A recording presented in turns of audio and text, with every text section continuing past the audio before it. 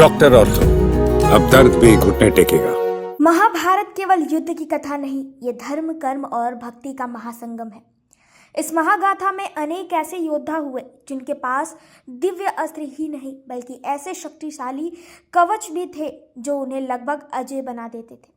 इन कवचों की शक्ति केवल शारीरिक सुरक्षा नहीं थी बल्कि उनके पीछे देवताओं के वरदान, तपस्या और कर्मों का बल छिपा था। भक्ति की दृष्टि से देखें तो यह कथा हमें सिखाती है कि कवच कितना भी शक्तिशाली क्यों न हो, अंतिम विजय धर्म की ही होती है। सबसे पहले आते हैं दानवीर कर्ण। सूर्य देव से प्राप्त कवच कुंडल कर्ण के शरीर से जन्मजात जुड़े थे।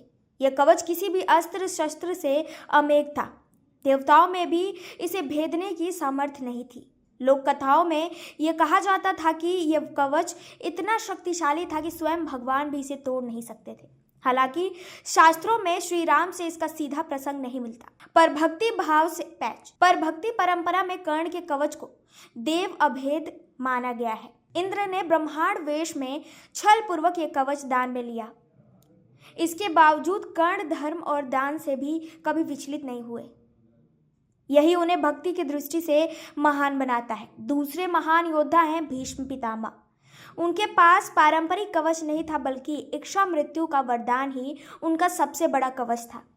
जब तक उन्होंने स्वयं देह त्यागने का निर्णय नहीं लिया तब तक उन्हें कोई पराजित नहीं कर सका। उनका जीवन त्याग, प्रतिज्ञा और धर्म निष्ठा का प्रतीक है।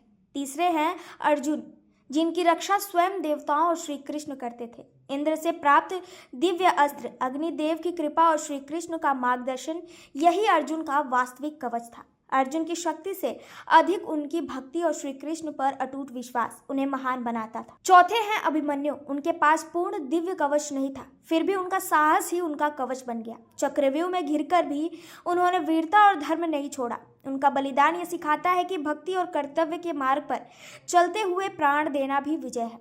पांचवें योद्धा है बर्बरिक, घटोत्कच के पुत्र। उनके तीर्ण बाण इतने शक्तिशाली थे कि एक ही बाण से युद्ध का परिणाम बदल सकता था। उनकी शक्ति इतनी अधिक थी कि स्वयं श्री कृष्ण ने धर्म की रक्षा हेतु उनसे शीश दान मांगा। बर्बरिक का सिर दान देना भक्ति, समर्पण और अहंकार त्याग का अद्भुत उदाहरण है। इन पांचों योद्धाओं की कथा हमें यह संदेश देती है कि कवच, अस्त्र और शक्ति का क्षणिक है, लेकिन धर्म, भक्ति और सत्य शाश्वत है।